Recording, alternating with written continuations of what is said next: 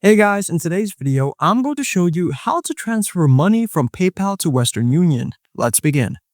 So what you want to do first is you need to log into your PayPal either through your web browser or the app. Now what you're going to do is you are going to add in a card. So right there at the bottom, there are three tabs. It says add card or bank, create an invoice, and then there is more. So what you want to do is select add card or bank. And then we have two options, either to link a credit card or link a US bank account.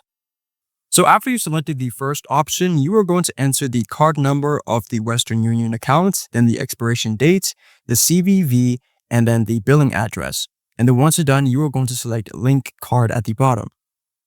So once you're done linking your accounts, you are going to go to the Western Union website. You're going to go to the top right, and then you go to select send money.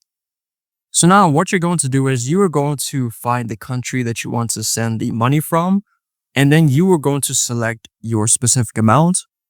And then as the payment method that you can use your PayPal, the one that we just recently linked with our Western Union account. And then you will enter the recipient information. So once you review the details, you are going to select send. And there you go. I hope this tutorial was helpful for you, and I'll see you in the next one.